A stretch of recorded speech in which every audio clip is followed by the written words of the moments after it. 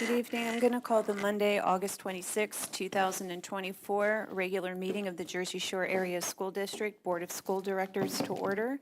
Can I have a roll call, please, Mr. Enders? Present. Mr. McDonald. Present. Calhoun. Here. Ms. Edwards. Here. Ms. Peters. Herman. Here. Thomas. Brugard. Here. Ms. Stemler. Here. 8 members present, 1 absent. Thank you. We will now have the Pledge of Allegiance. We could all stand.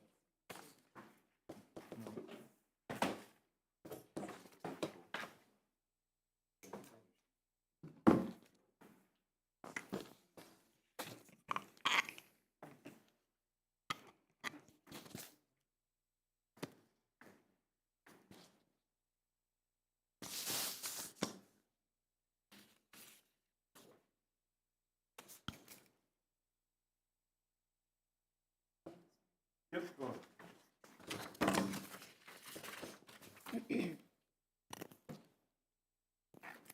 All right.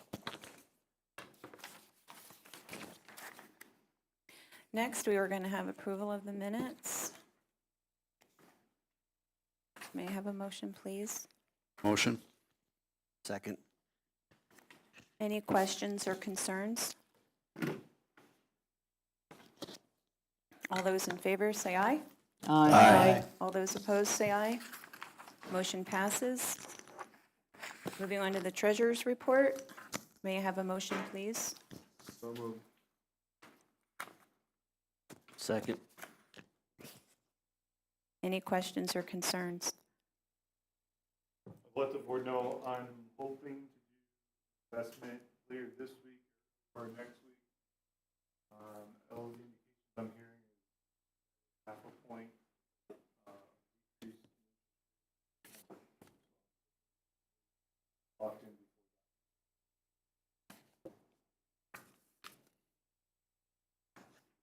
Thank you, Mr. Enders. All those in favor, say aye. Aye. All those opposed, say aye. Motion passes. Moving on to approval of the bills. May I have a motion, please? Motion.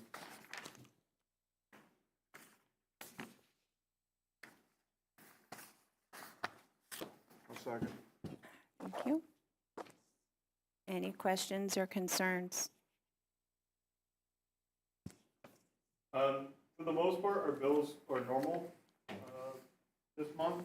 There were a couple in the general fund that are one annual payment for the beginning of the year, a couple of software purchases for renewals for technology. Our work comp payment was in there. But I did want to point out the capital reserve payments. There were 2 capital reserve payments, one for Avis, the Avis building project, and the other one was for Peak Leasing, which is the last payment on our security upgrades we did about 5 years ago. That has been paid off with this payment. Food service fund had an $85,000 payment to Nutrition Inc. That's our food service management company. That is a startup cost. They get that in July of every year, and then we get it deducted from our bill and refund it back to us. And the last one I want to point out is the scholarship fund payments. They were for the Ramsey and Sechrist disbursements for the fall semester for the recipients of those scholarships. Those go directly to the university.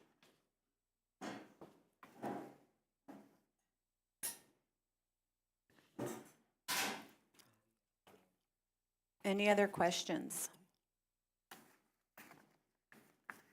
All right, thank you, Mr. Enders. All those in favor, say aye. Aye. All those opposed, say aye. Motion passes. Moving on to presentations, Dr. Almer. Nothing under communications this evening.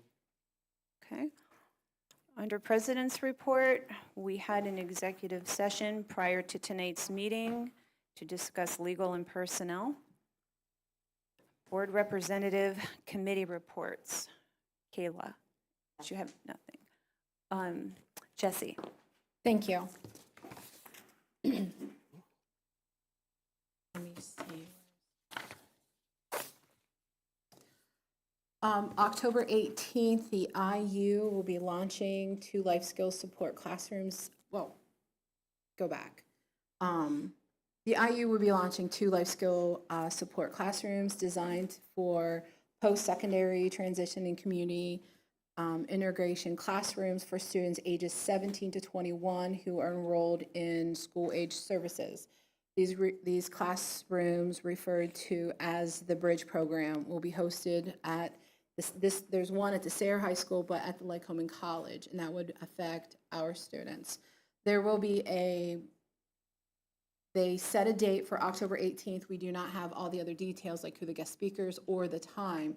However, it's for sophomore, juniors, and seniors. So if you have a sophomore, a junior, a senior, and they're enrolled in the school district, I would behoove you to participate to see what opportunities you might have for your students that have an IEP. When we get the information, either I will provide it or I'm sure Dr. Omer will, and I'm sure the parents will be receiving the information also. Is that about correct? Thank you, that's all, Michelle. Thank you, Jesse. I have nothing. Okay. Student Representative Report, Kate. I have no report. Did you have a nice, I know, did you have a nice summer? Yes, I did. Good, glad to hear it.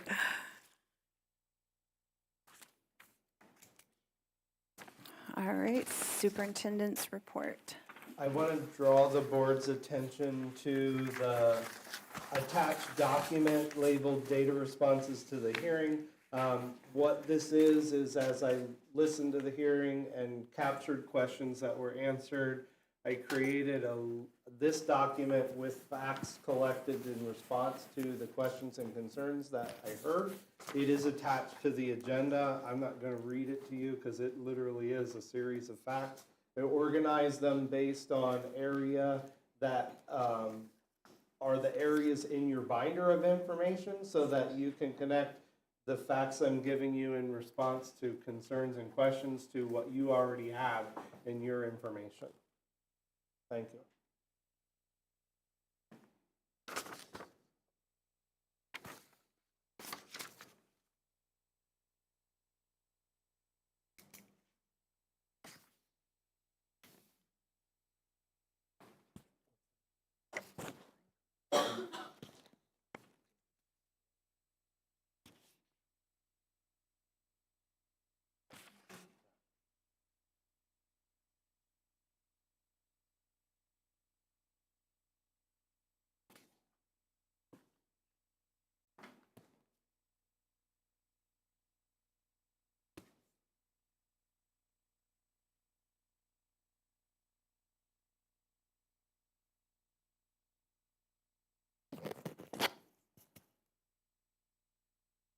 I'm going to move on to courtesy of the floor. Some of the residents that have signed up here to speak, the majority of the ones that have signed up under an item that is not an action item for this first courtesy of the floor. So we'll give you an opportunity to speak at the second courtesy of the floor. So if I don't call your name, it's because it's just not an action item that we're voting on this evening. So you'll have an opportunity at the end to speak. But the first one is Mr. Schweitzer.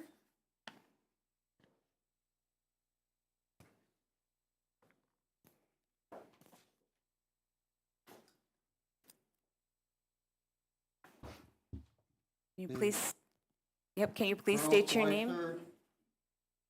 Hollidaysburg. I'm sorry, I didn't mean to interrupt you. That's okay, no problem. I think you have down here personnel, is that correct? Personnel, I had a question about the hiring an assistant business. Is that assistant business manager? No, Mr. Schweitzer, it says administrative assistant to the business manager. Administrative assistant to the business. I question the need for that. I don't know. I think the last board meeting, we hired an assistant auditor. I don't quite understand why we're hiring these staff in the business department. That is not a new position, Mr. Schweitzer. That is a replacement for someone who recently retired. Oh, okay, thank you.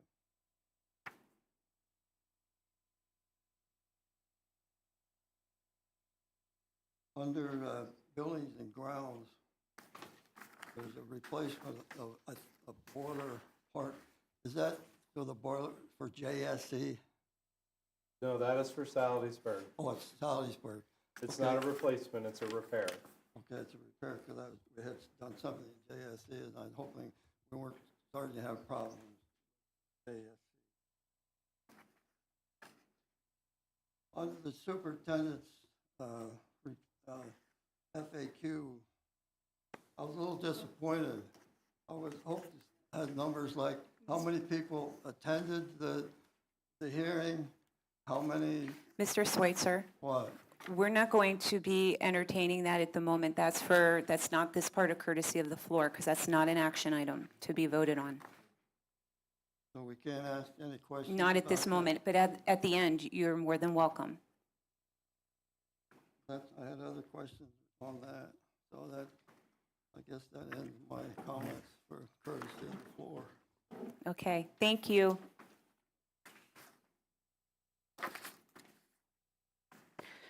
Steve Helm?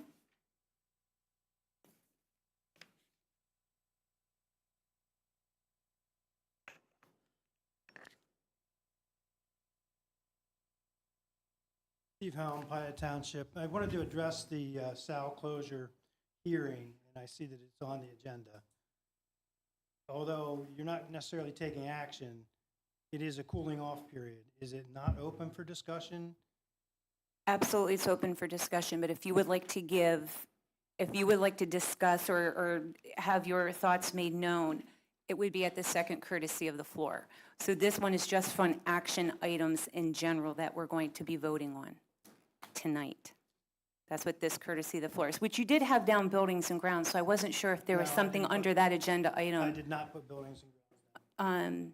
I said Sal and closure. And then there Unless was, something else was decided. yeah, I'm not sure. That's why I called you up. I circled it, secondly, right here. Oh, no, I did not. Okay, I put the Sal. so I'm sorry about that.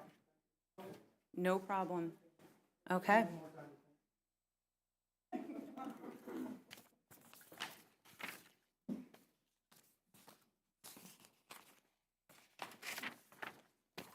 All right.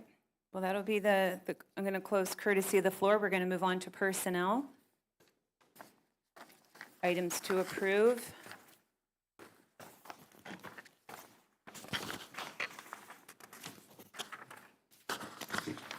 A through Q. Can I have a motion, please? I'll make the motion to approve. I'll second. Any questions or concerns? Hearing none. All those in favor, say aye. Aye. All those opposed, say aye. Motion passes. There's nothing under curriculum instruction. Moving on to buildings and grounds. Items to approve, letter A. May I have a motion, please? I'll motion. I'll second.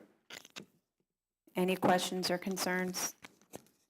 Wasn't this, I mean, it's listed as an emergency repair, so I'm assuming that we already have paid.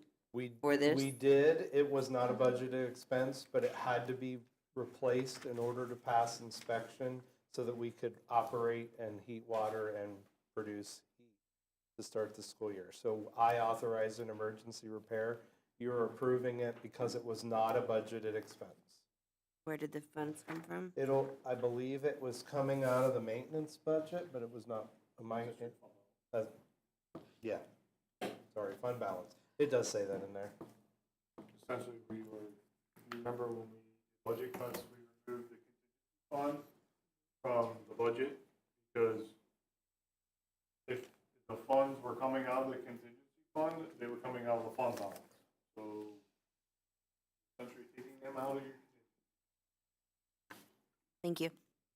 Is there any warranty on this repair? Was insurance something that could cover it, or no? There's no insurance that covers No. that. I didn't know if it was damages from something. It was No, just, if it was just something found internal during the inspection. okay, thank you. Any other questions? Okay, hearing none. All those in favor, say aye. Aye. All those opposed, say aye. Motion passes. There's nothing under finance. Under miscellaneous, items to approve, A through G. May I have a motion, please? I'll make the motion. I'll second. Any questions or concerns?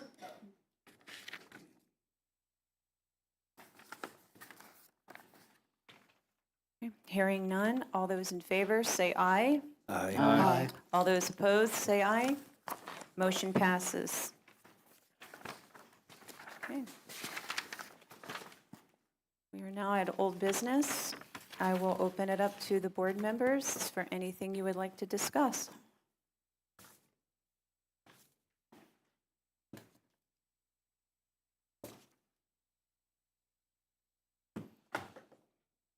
I just have just an update question. Everything that we've done at Avis, is that complete now with the boiler and all that? The only thing remaining is commissioning of the system.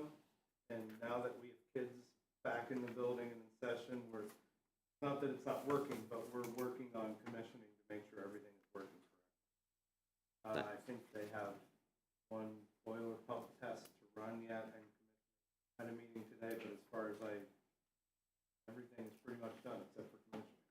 All right, thanks. Do we have a next step? So we've had the hearing, we have to wait 90 days. Where do we go from here? Like, are we meeting with the financial people? Are we getting a scope of work? What are we doing?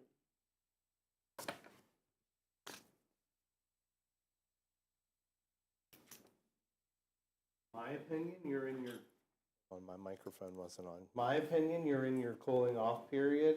You can discuss it, but I don't know that you want to bring in people that, if there's specific questions that you have, we can, but you would not, I don't know that we would bring in financial people to make a future decision without this decision being completed.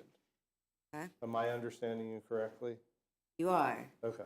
So we can't vote on closure, so therefore we can't get the money until after November to even start to look at renovations, correct?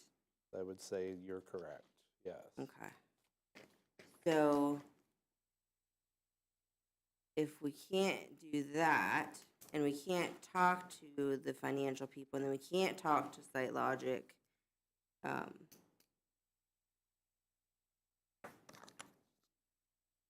so for the next 90 days, we pretty much can't get our questions answered? Like, we're just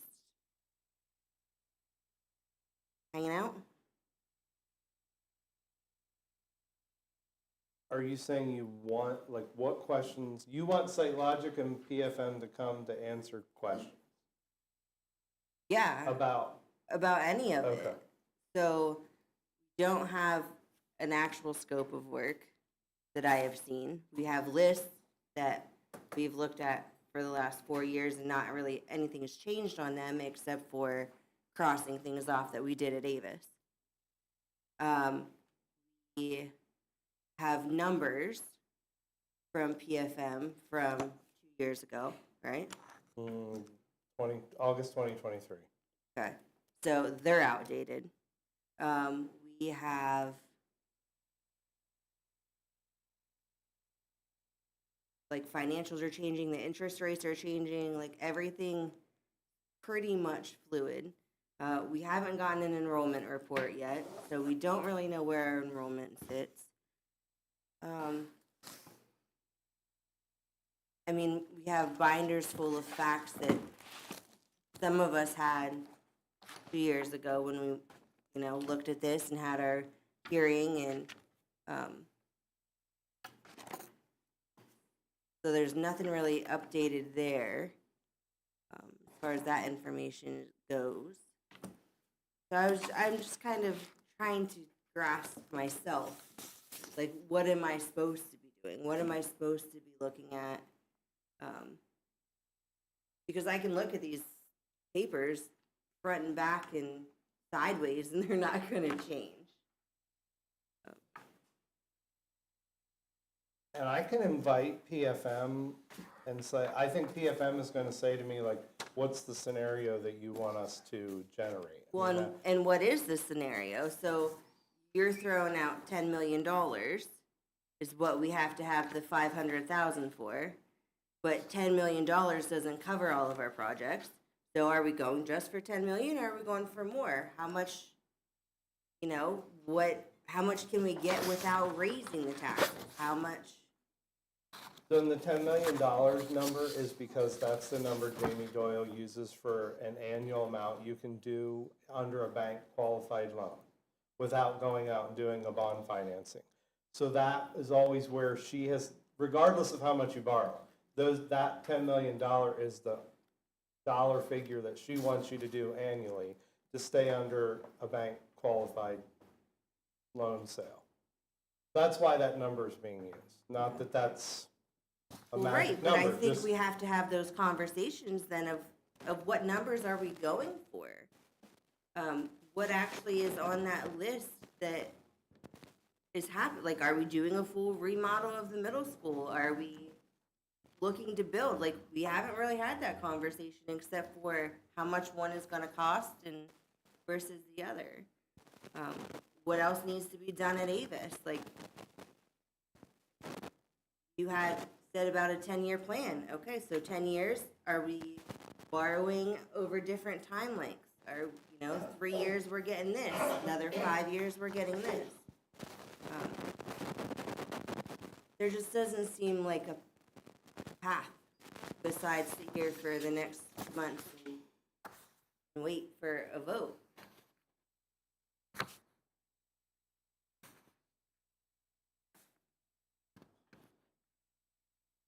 Those are just my questions. Kind of what I've been thinking the last 2 weeks.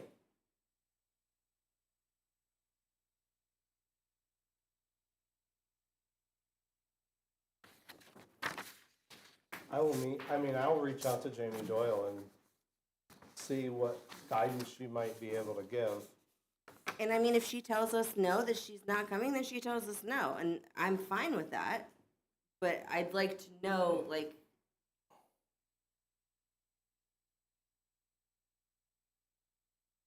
I'll reach out to her. thank you.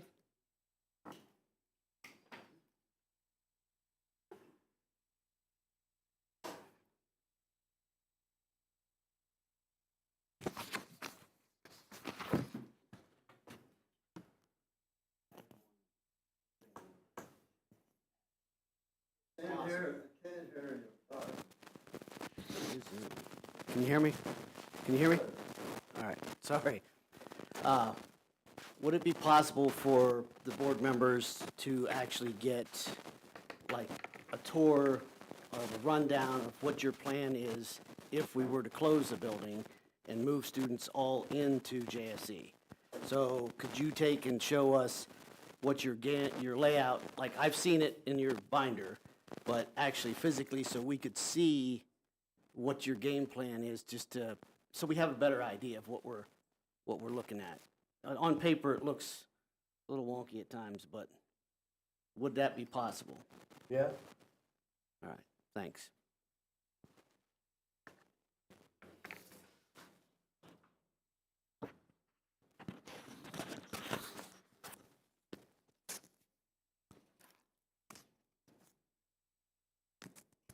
So, Mr. Allen, are you actually asking to see physically, like how, Yes, how I would this, like to see every the single rooms and how he's got it laid out, just for my personal preference, so I can see what all is going on there.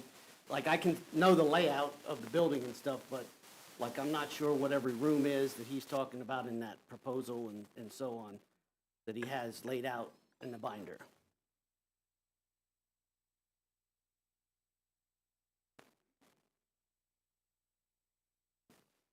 Does any other board member feel that they want to see that as well? I would, as well, please.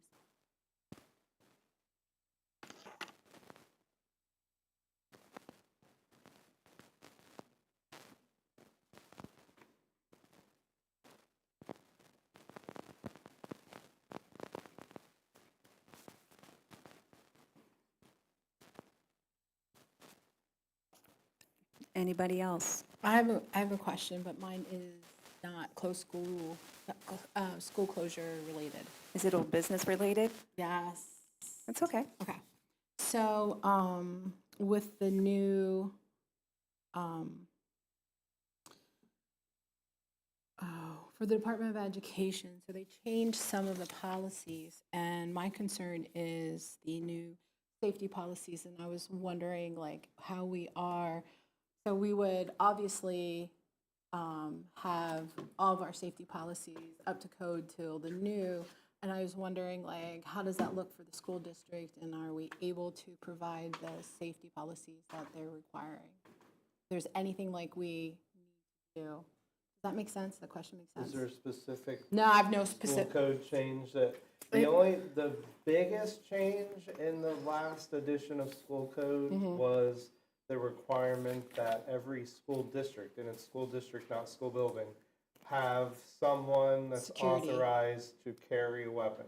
Right. We're already covered Right. because we have an SRO, because you have two, we make sure someone is on site every day there's a school day. Didn't they require one? We They have two. require Yeah, one. and So we have we're two. covered because we have two people. There's always one of them here, and we meet that requirement. Okay. So a school district that does not have an SRO or a school police officer, and maybe know. they have a security guard or something, unless that person was licensed or trained to carry, they were not meeting that requirement, which is why you're hearing some rumblings, because there's some concerns out there from districts that didn't have that in place. Right, and I just wanted to make sure that if I was wondering, maybe the community might not know that. So, thank you. You're welcome.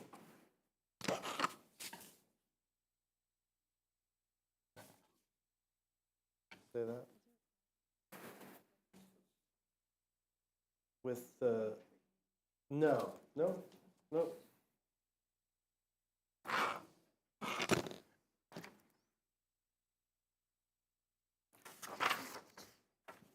Anybody else?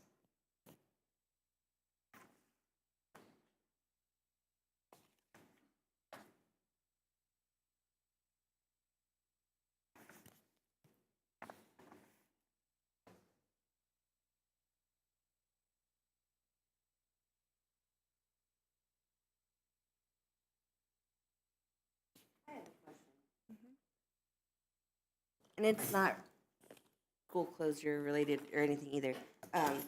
However, when we do the agendas and you read down through and you say, go to one that actually has a lot of different things. So personnel was approval of A through Q. Is there, obviously that's a lot to read individuals. But it was brought up to me, or a point was made to me, that somebody sitting at home that might not have access to a computer or to a printer doesn't know that what we're actually voting on. They just hear letters and numbers and us all say yay or nay. So is there a possible way to better get it across to people at home of what we're voting on? Other than, I mean, anything might be better than what we're doing now, but. Well, it is made known to the public. It's up to them if they want to tune in, if they want to view it online, if they want to attend the meeting. My personal preference is to just go through A through Q. I'm not planning on reading each individual one moving forward.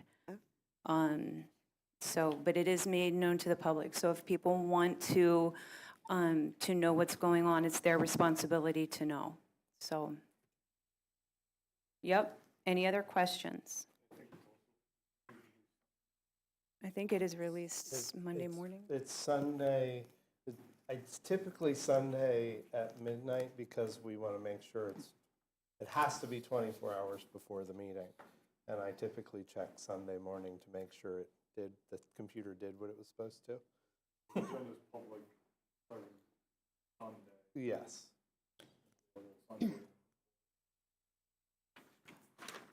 Isn't it typical to do an omnibus when doing a meeting? Am I saying it right or not saying it right? Every district does it a little bit different. Okay, but majority of them? Correct, yes. Okay, thought so. Majority of them. They don't And do it. and we still provide a copy every Monday when the building opens. Can they just buzz and be let in?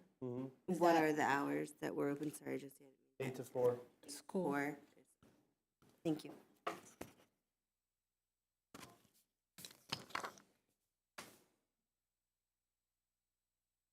All right. We will move on to courtesy of the floor, and since I had several people sign up, I'm just going to go from top to bottom. So first person is Shelley Helm.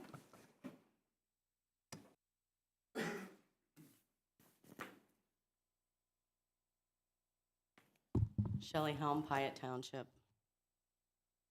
Okay, I'm gonna make a request of this board. I think I've made the request for the last 4 years since Joe left. But before I make my request, I want to thank whoever put the data from the school closure hearing on. It was very good. The second thing is there seems to be some confusion regarding the Hunt study and the capacities per building. The Hunt study was done during the pandemic, and there were, it was based on social distancing. So have they updated anything on that? I know you're not going to answer.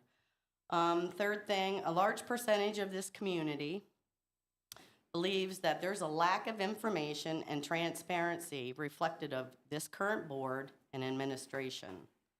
The school closure hearing wasn't very informative, not anything I ever took part in, but then we planned for years and years and years. So, but that's okay. So this is what my request is. And I do this every year. I've asked you every year, so I'm gonna pick the people who I think might make a difference.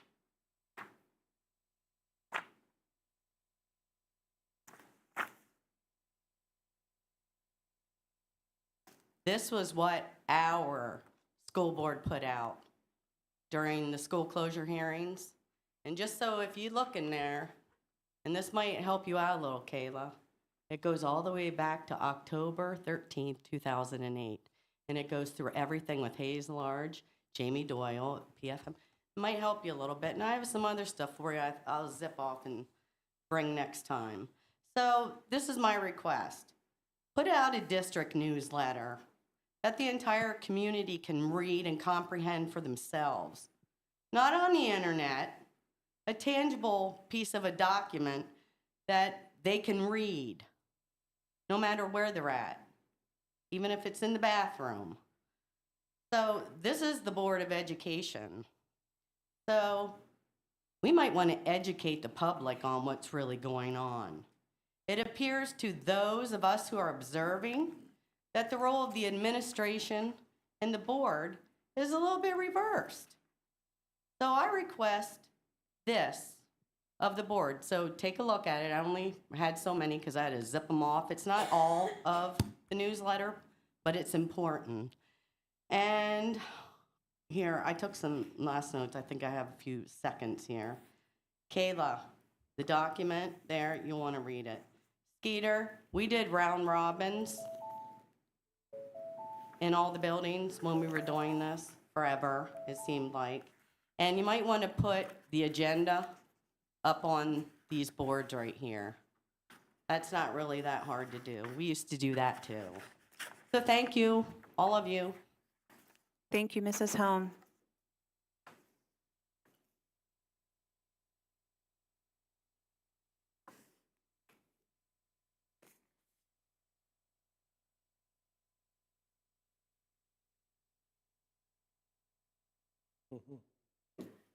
Mr. Schweitzer?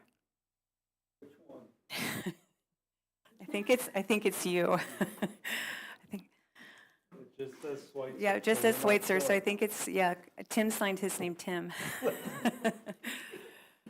Merle Schweitzer, Salzburg. Throwing around this 10 million number, it's kind of got my attention. You're going to take out another buildings and ground loan for 10 million. I said, what are you going to, I said, what are they going to do with 10 million? Best I can determine, you want to spend 8 million to renovate the middle school. Almost passed out. The middle school, in my opinion, does not need to be renovated. It's in good shape, and this goes for the other buildings in the district. We have 17 full-time custodial staff and 6 maintenance staff taking care of our facilities, and they're doing a really good job. So, and then in addition to this, 8 million to renovate the middle school, then we have to take out another loan of 15 million, I think, and 13 million of that was to continue the renovation of the middle school.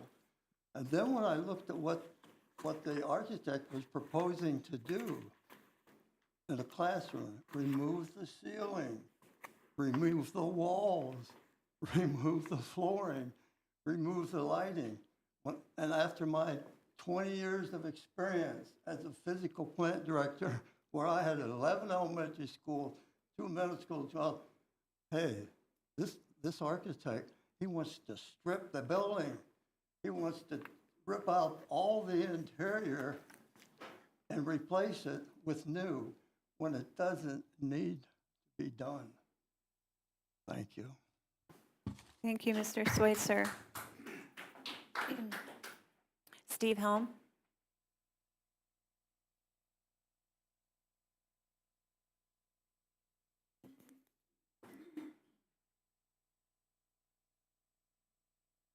Steve Helm, Piatt Township, and again, just briefly, I want to speak a little bit about the school closure hearing, what you call a hearing. I guess I'm really not impressed with the lack of information that was really presented. And I think that had it been done a little bit more, with a little more thought and a little more planning, some of the questions even asked by the board members, Ms. Calhoun, might have been answered. But just imagine members of the public sitting out here not having half of the information or even a third of the information that you all have in your binders that are mentioned. And we're asked to support, get behind an idea or a concept when no real data or information was shared. These things have been discussed at random times throughout many years, starting back in 2008. The closure of Nipponos was certainly controversial. It was a hard decision. I don't think that anybody that sat on that board really stood back and took a hoorah, we did it. I think it was necessary, and I believe that this board also sees it as maybe time to make a really hard decision. But in order for you to get our buy-in, I think you have to be a little bit more informational to the public. And that includes all the finances, where things are going. How about a 10-year plan? How about some kind of long-range plan? I mean, basically, we're treading water and waiting for the 3 months to expire so then you can make a decision. I really don't know how you think that that's appropriate to not start planning for, well, what if? And, well, okay, so if A, then what? Or if B, then what? Having a plan for the future and inviting public input to that plan and providing information to the public, information is the key. I want to go on record, though, letting you know that I do support closing inefficient schools. If we don't need them, close them, because the long-term costs going out to the taxpayers, costs only go up, taxes can only go up. There is no savior, and there's nothing. I don't see anybody wheeling up out front with a Garda truck unloading bags of money to help us out. Okay, so it's going to be on the backs of the taxpayers. They're the people you represent. Represent them well. Do your job. And ask everybody in this administration to do their job. Thank you. Thank you, Mr. Helm. Bob Pryor.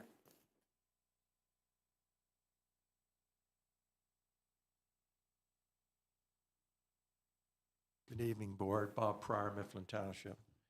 I thought I'd make sure I'd come to this meeting. I didn't want anybody up there to miss me.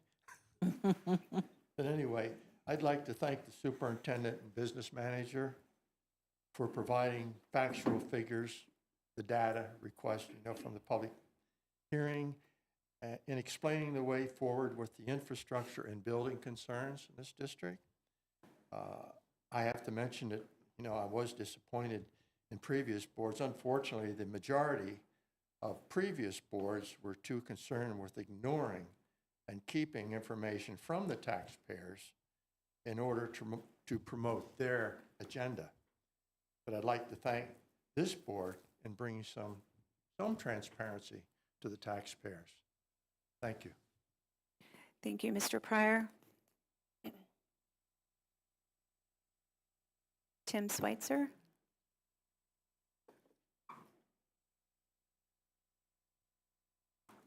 Tim Schweitzer, Limestone Township. I have some questions, maybe comments on the data responses to the hearing FAQ. Looking at enrollment, the numbers that are provided or in the FAQs indicate that there's 702 students that, when Saldaysburg is closed, that will be moved into Jersey Shore. So the number of students in Jersey Shore Elementary and the students in Saldaysburg would be 702. I believe so. Yes, 7 and 2. Yeah, Okay. That's what it is. It's a percentage of something. Looking at the hearing, the presentation that was put in the hearing indicated that there were 655 students. I'd like to know why there's such a discrepancy. Enrollment changes every day. Not by 45 students in a 3-month time period. Anyway, I'd like an explanation of why the numbers were such difference. Because that'll affect the classroom size. If the 702 is correct, it's the most recent numbers, then the classroom size that you indicated in the hearing numbers are wrong. And they'll be worse than what they are. Going down into facilities, the facilities section, the second item, it says per PDE, classroom capacity is normally calculated on the basis of 25 students per regular classroom, and that's in quotes. I looked at the Title 22 PA Code 405.43, which is the class size and student-staff ratio, and this is right off the PDE website.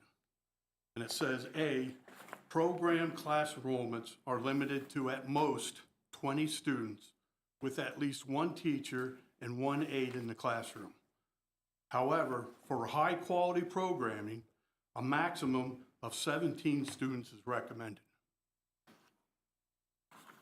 So I'm concerned right now that this board is going down the path that they did at Nipponos and creating an overcrowded situation that affects the students.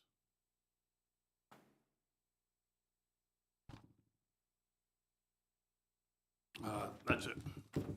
I will answer your number question, because I had to go back and pull up my presentation. The presentation is 25-26 numbers. The 702 number is the current enrollment. You'll have to roll the kids forward 1 year, because we're not talking about anybody being at SAL into JSC until next year.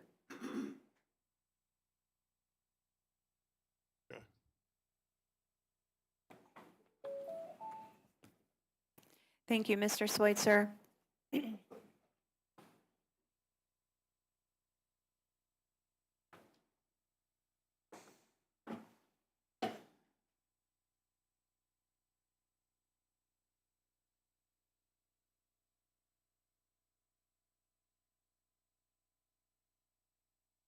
Next is Justin Wall. No. Actually, nope, you cannot. I'm sorry. Justin Wall.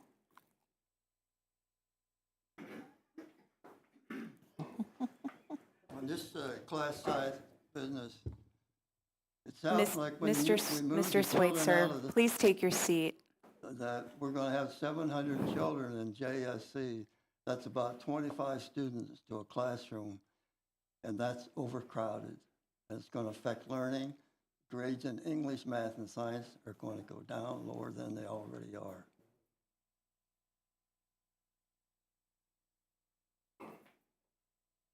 The board, Justin Wall, Anthony Township. So it's been a while. I've tried to look through all your presentation materials. Read off some numbers and I can email them to you later. Maybe you can provide a response. I created 10 FAQ questions. None of them made it on the FAQ. I consider myself somebody who's put in a lot of time in this district, paying attention, asking questions, doing my due diligence, just trying to be a good citizen, and not a single one of my questions got answered on the FAQ. But last year at JSE, here's what some of the layout was. You had 3 learning support teachers, 2 life skills, 2 emotional autistic, 1 speech, 3 reading, 1 social worker. You also had a science lab. You had 2 STEAM labs. Those are in every school across the county now. You used a room for lit, which is a literature course, which is like a special art, music, and you utilized a room for health. At Saladaysburg, you have not proposed to cut your reading, learning support, or speech teacher, and that is now 1.5 learning support teachers. That is 3.5. Together, that is 14.5 rooms, 15.5 counting the social worker. And when you account for the science, the lit, the health team, that's 20.5. And you had said that you need 30 rooms, but 30 plus 20 is 50, not 43. And the problem is that the first 2 years of your plan, you don't need 30 rooms, you need 35, because it takes 2 years to work through those cuts if you were to choose to increase class sizes and go that route.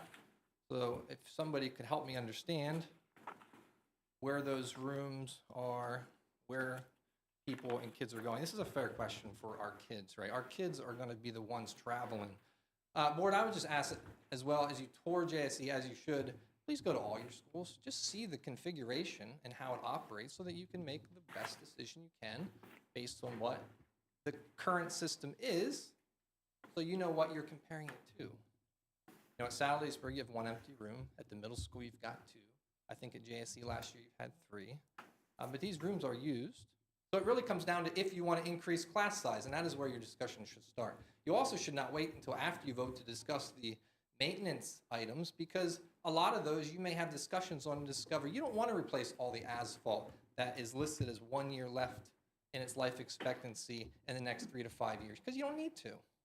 And then what dollar figure then would you subtract off as you weigh the dollar figure you need to borrow with the closure that you're pending it with? Because you don't have a cost list from SiteLogic, because Dr. Omer doesn't want to recommend to you to get that. but you can't make those decisions wisely without a list. Mr. Wall, Yes? please be careful. What? Taking his time. I think you're addressing the superintendent. No, that was not my intention, if that's the way you took it. I did take it that way. Okay, well, I'm merely saying, you don't have a cost list, if I could get my 15 seconds back. I'll give you 10. Dr. Omer's words last week, he said that you calculate capacity by counting your regular education classrooms, but not art, music, gym. That is correct, but he also went on to say that you also do not calculate special education classrooms, and when he calculates 43 classrooms, he did not take those out. And that is the proper way Your to time define is up. functional capacity. So please ask for that. Thank you.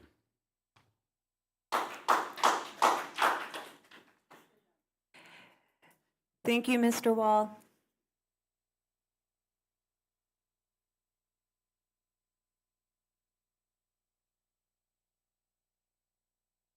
Next is Ray Beerley.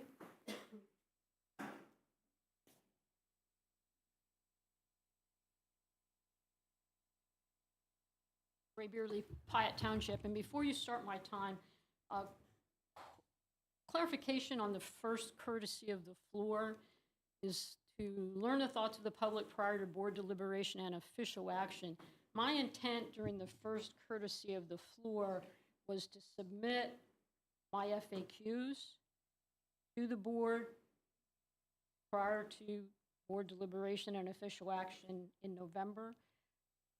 So was that appropriate for the first courtesy of the floor?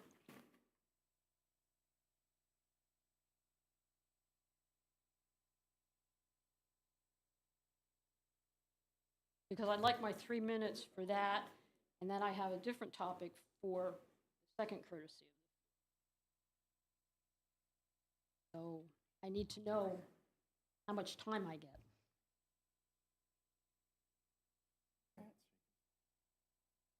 Submit your FAQ, and if you want some of the list, now's the second courtesy of the floor to have a discussion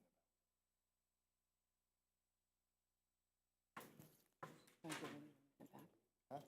You can give her a minute back, starting now. Can you just start it over for us, please? Thank you. So do I get 3 minutes for both, or 3 minutes and 3 minutes? Just 3 minutes.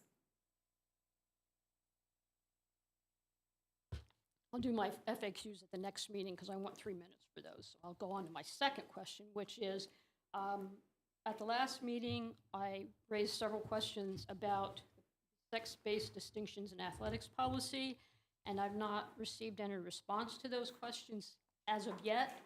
I thought I would have them by now. I thought maybe they would be addressed during the superintendent's report. They were not. I am particularly interested in is question related to, did this policy come from PSBA? And if it did not, who did it come from?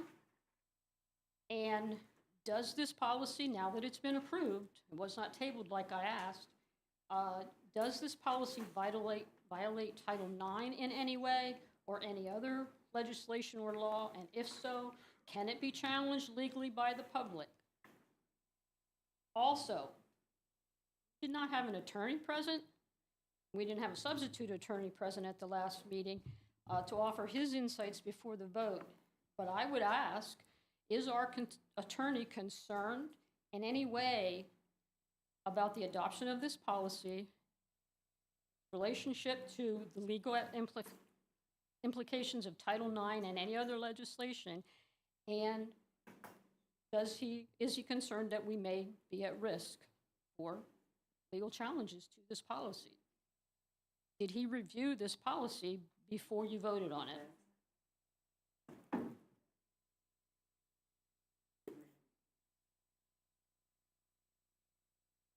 Nothing?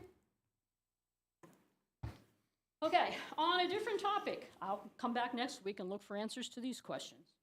On a different topic, have you, Dr. Ulmer, or any member of the board prepared the document requested by several people at last meeting? And specifically, I'm referring to the document where you would compile a single spreadsheet identifying hunt projects and their classification, site logic projects, their classification, and the dollar amounts for both, so that we can see clearly what it is that's being proposed? Because as I think 4 different people mentioned at that last meeting, there is no clarity whatsoever in this process as to how much money we're going to spend, where we're going to spend it, what we're going to do, what aren't we going to do.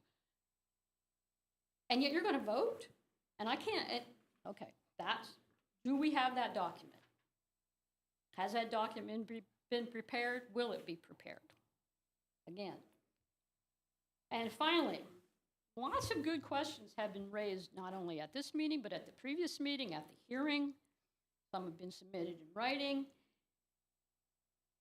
I would suggest that every board member must be able to answer every one of those questions. You have to have the knowledge in your head to answer those questions before you vote on this critical piece of information. And if you do not know the answers to these questions, you should abstain from voting.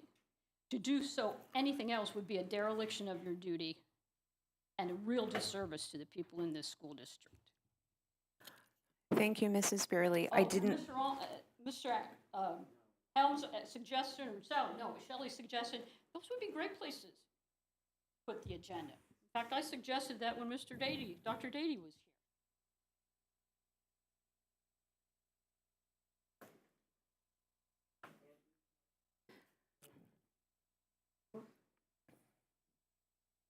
So, Mrs. Burley, I didn't want to interrupt your 3 minutes because I know how precious that time is, but I will answer your question on whether or not Mr. Kenyon was present at the last meeting. He wasn't physically here, but he was online with us the whole time. I think that's what you stated, that there wasn't an actual solicitor here present.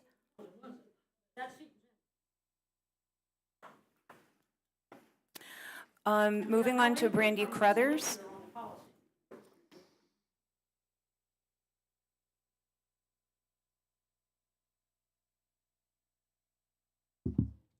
Brandy Crothers, Porter Township. So there are a few observations.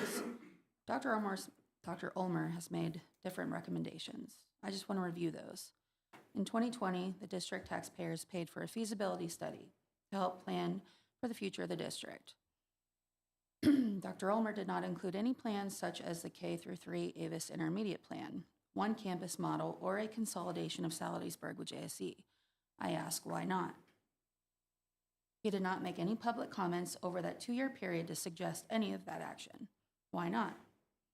The district received the study and in turn paid the company for their service. In 2023, Dr. Ulmer put forth a closure plan of K-3 Avis Intermediate, but did not recommend updating the feasibility study with his possible scenario. He did not provide any details on capacity or even try to articulate the information that would normally be in a feasibility study, in which he failed to submit to Hunt. In 2023, Dr. Ulmer stated he wanted the district to move forward, no matter the decision. In 2024, we now have Dr. Ulmer suggesting yet another direction, a new plan to consolidate JSC and Salisbury with a newly announced 10-year plan of creating a one-campus model and closing Avis while increasing class sizes. After we just did this last year. So, I ask why? Why 3 different plans in 3 different years and all in opposing directions? A few suggest we should follow the recommendation, but which one? So, let me read you something that has circulated from 2022. Tony Fuller, agree 100%, might have to add on to JSE 4 to 8 classrooms, a lot cheaper than retrofitting an old out-of-date building and not knowing what overruns would be. Need more people to get on this thought. Get kids in one building, even out class sizes, cut staff. Just hired 5 new elementary teachers because of uneven distribution of students. Some board members need to vote with the facts and numbers presented to them and open up to these numbers and vote accordingly. That was a public post made by our now vice president before he was elected on our board. Since the vice president meets regularly with our superintendent, and the fact that there wasn't any board discussions on the topic, easy to assume that the change of direction to a one-campus model is merely Dr. Ulmer adopting to our vice president's vision of a one campus. This will surely keep him in good graces with. Ms. Carruthers, I'd watch your statements. Okay. It is up to you as board members to assert your outlook matters as much as any single person up there. We've stood up for you. I was there. Your time is up, Mrs. Carruthers. Yes, I'm finishing. Work through your discussions, arrive at a compromise. It's you that needs to make a motion for holding off on this vote. Make your own motion to hold this vote later when you have time to be in the schools, understand the configuration, and make wise decisions. Thank you. You need to take your seat, please. Okay. Thank you, Mrs. Carruthers. Next is Catherine Hopple.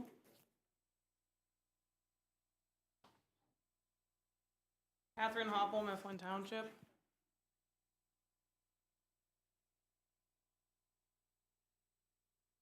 So the Anytime you're ready. suggestion was made to tour all of the schools or tour the plan, the future plan. I do highly recommend that you tour every school, Southeastburg included, inside and out. It has been proven numerous times that the numbers the public have are different from the numbers you demonstrate during these meetings. The Hunt study, to me, from what I've heard, is irrelevant when it comes to closing the schools, considering it is to have the school in a like-new condition. I attended Southeastburg 30 years ago, and I can tell you the school looks like new since then. We have heard about the classroom size, but I would like to know the plan for the lunch room size and the times, as the kids are already crammed on time and space for the lunches.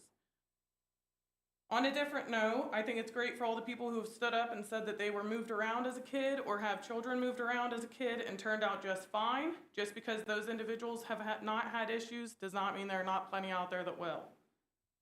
I would also like to know the plan for the Little League fields at Southeastburg Elementary if it were to close, which without the school does not leave adequate parking. So if you were to close the school, I would certainly hope you factored in the parking as well with that plan. I am on 3 boards and volunteer a decent amount of my time. I also work full-time and have 2 small children. Just because people do not show up to the board meetings does not mean that they do not care. In a world where it's already like pulling teeth to get people to volunteer, do you really feel that this is making people want to get involved?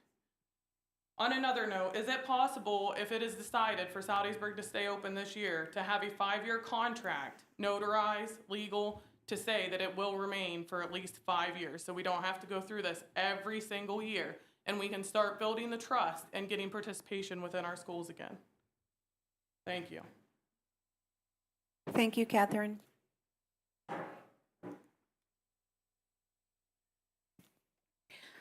That is all the names that had signed up previously. If there's anybody else that would like to address the board, you may do so at this time.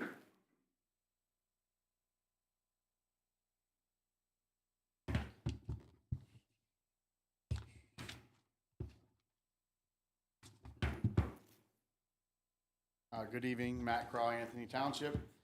First, I'd like to start off by thanking the board members present who are requesting more information and asking to see things. I would recommend, as others have said, all board members go visit every school, walk through them, see what's going on, interact within the school as the school day is happening. Don't walk through with no children in there. That does not help. You understand where the classes are. I also recommend that the board request from Dr. Ulmer to see what most every district is doing out there right now that's doing construction or doing any type of building project. They put plans out on the websites that have, number 1, square footage per classroom. Number 2, how many students are going into that classroom. Because PDE does say, yeah, 25 is, but that's if you're applying for PlanCon as well. Are we applying for PlanCon grants? Also, PDE recommends that 30 square foot be the minimum and 58 should be the maximum. That's recommended per student. So when you look at the architectural design of the building of JSE, you want to look at each individual classroom. As a board member, you should see a square footage and the number of students he's planning to put in that. Then you want to equate that out to see if it actually fits. That also gives you the idea of, okay, is this going to work? PDE does recommend 25 students, but then in another statement, they say that they do not recommend going that high because that is not acceptable educational grounds as well. Also in the frequently asked questions, the 5-year enrollment was at 5 years ago is at 996, current is at 948. And I'm looking at that going, okay, current enrollment's at 948, but there's probably 50 or 60 students that are in charter school right now, K to 5. So actually enrollment has not went down, they've just left your district and went to charter school, which you're paying for. So how many more students are we gonna lose into these charters, which again, you'll be paying for? Yes, your enrollment will be going down, but you're gonna be paying more money going out. So just some things I'm trying to get the board to think about here in 3 minutes. Also, I just wanted to kind of ask, that repair that was done on the boiler, correct? Was that something that they did an inspection and found it? So that wasn't part of our hunt study or our site logic study at all? So experts miss things and experts are wrong at times. That's hard to, wow. I urge the board to look at all of this from both sides of the fence, please. I just want you to look at it from a closing perspective, what are we gonna do when we close? Or a keep up perspective, what are we gonna do if we keep it open? What are the costs going to be for both? I would ask the board that you request these documents and look through them from both sides of the fence. Don't have your mind made up and go into it thinking, oh, we're gonna close, we're gonna save money, because necessarily that isn't what's gonna happen. If we do close Sal, and on down the road, we do wanna go to a one campus model, we're gonna have to spend more money, way more money. All the districts out there that are doing these projects with Site Logic has kind of cornered the market here. They're closing schools left and right, and they're going in and overseeing the construction, and they're giving all the recommendations. So they've kind of cornered the market. They're keeping their job going by doing that. In closing, I'd just like to thank the board for your time. Again, I urge you to go in and see everything, go and see the schools, and I also urge you to, if you haven't, participate in some after-school activities. Go to the schools for after-school activities. Thank you, and have a great night. Thank you, Matt.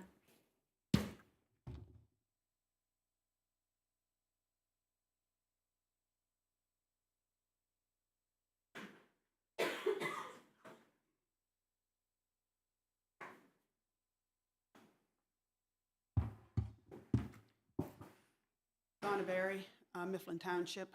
I wasn't planning on saying this, but I appreciate asking the pertinent questions to get the information. I'm not for or against closing the school, but thank you for asking those pertinent questions to get that pertinent information. And also the suggestion of touring the schools. So thank you. My question that I came for was, what percentage of teachers actually live in the Jersey Shore School District? And also, what percentage of administrators actually live in the Jersey Shore School District? Because if they are getting high wages from the taxpayers that you guys keep voting on, then in my opinion, they should be living and be invested in the actual school district and be paying those taxes like everyone else. A comment was made a few months ago, and I'm not going to say who, but I know who said these things, but it was stated that people must be living above their means if they can't afford the tax increase. My opinion, that is not true. What is true is you guys need to figure it out and learn to be financially responsible so that the taxes aren't raised every year and every year and every year, because that is not being financially responsible. Another thing is, another board member, actually, I sent them an email because they stated at a previous meeting, and I sent them an email August 6th, requesting that they contact me at their earliest convenience before August 24th, because they made the comment that they would pay the tax increase for homeowners. So I'm asking that person to do what they said they would do. And right now, I went and built a house, which I'm regretting now, but it was a modular. It wasn't even stick built, just a modular. That's all. And I have to save $240 a month to pay my school taxes, which is totally ridiculous. So I'm renting my own house from you guys. Totally ridiculous. So that's basically what I have. Just wanted to know what the percentage of teachers live in the school district, what percentage of administrators live in the school district, and you guys need to be more financially responsible and not be telling people that they're living above their means, because I only paid $119,000 for the house that I had, the modular I had built. So, and then again, please, the person who made the comment, I sent them an email, please pay my taxes, the increase in taxes. Thank you. Thank you, Donna.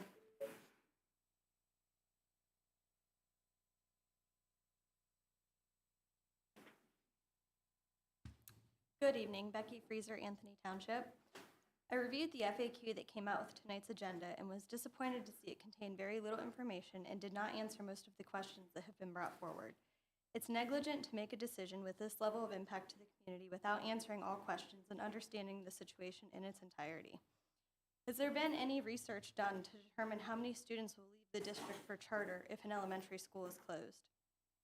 This is not only going to impact students at Salisbury. Students at JSC are going to be negatively impacted, forcing parents to use alternatives for education. There are several more educational opportunities available now than there was when Nipponos was closed, all of which cost the district money in some form, whether it be charter, homeschool, co-ops, homeschool pods, through allocations, or decreased funding due to lower enrollment. Even if enrollment were to decrease some, you'll have the same overhead costs and less revenue.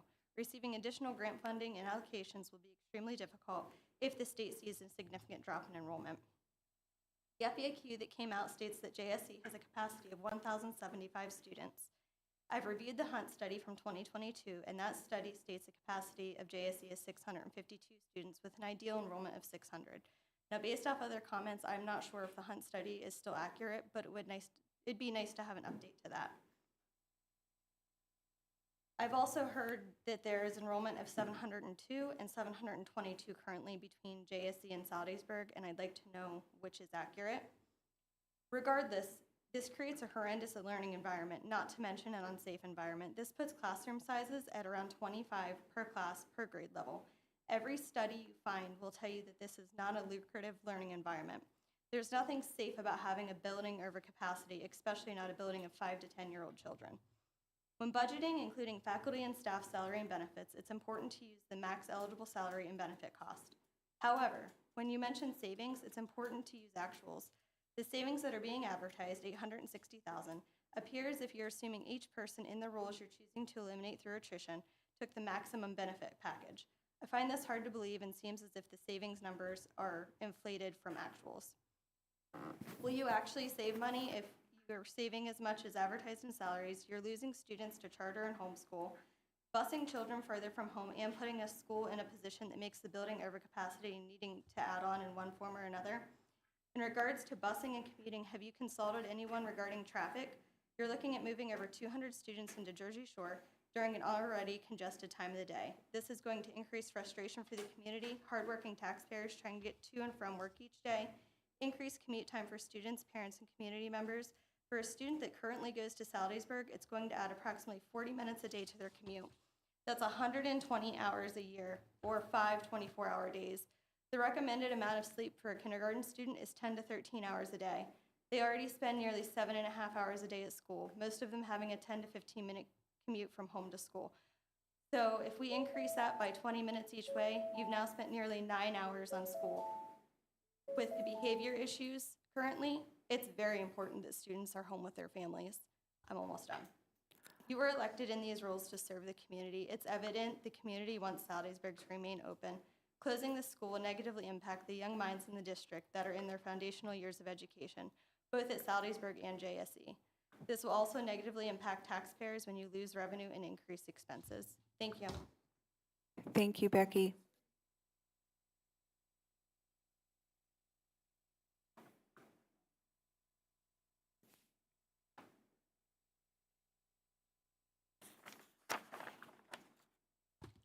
Dr. Lily Langlois, Cummings Township. I have a softball question for you. That FAQ that came out with the agenda, is that the FAQ that you had talked about, Dr. Ulmer, at the August 8th meeting, or Yes. 5th? Is that going to be posted on the website? It already is. Great. I've had parents ask me about it. They have soccer practice tonight. They couldn't attend. Just like the other parents said, just because parents aren't here, it doesn't mean they're not paying attention, because clearly they're watching online. So, last meeting you mentioned a 10-year plan going to a single campus. Do you plan on closing Avis next? I plan on making recommendations based on board feedback and community feedback. I did not make that recommendation other than give it in a plan. I don't know. Depends on where the board goes. I could give a 10-year plan, and the board could say, no, we're not doing that, and then the 10-year plan blows up and we start over. What about the plan that you just gave last year, scenario C? We're going to keep going forward that direction, whatever direction was chosen. Don't forget, I didn't recommend that. I didn't forget that. But it wasn't your choice, I guess. So the next thing I'd like to talk about is I love the idea of a Jersey Shore elementary school tour if Salisbury is closed, because last meeting you said there was going to be 30 regular education classrooms. Some of them are currently in storage. Do they have windows? Are there like a lot of cardboard boxes? Is there a reason that those classrooms were not used before? Are you going to put my child in the basement? If you could do a walking video tour, I know we're not the board should get the most amount of information because you are all making the decision. But take a video camera with you. It takes 5 minutes and say, this would be a classroom. There are windows. Give the parents a little peace of mind that they're not going to be stuck in a closet or some storage container. So, and I love the idea that the other parent gave of a 5-year contract, because last year we thought we had a plan. I mean, Salisbury, they've been waffling for 20 years. That's why people quit 20 years ago. I know that won't happen, but I think it's a really good suggestion, because transparency, trust, consistency, that's what makes a good school district. I mean, if I were a teacher in this school district, I know the contract is really solid right now, and I know that was expensive. That's the one thing going for this district in terms of employees and salary. I mean, don't even get me started on the administration salary. People asked a couple meetings ago what that was, the 3% raise. 6-figure salaries, and I'm talking $120,000 for some of the administrators who sit on this board. That is a very handsome salary when you are looking at some serious cuts to our children's school. Thank you.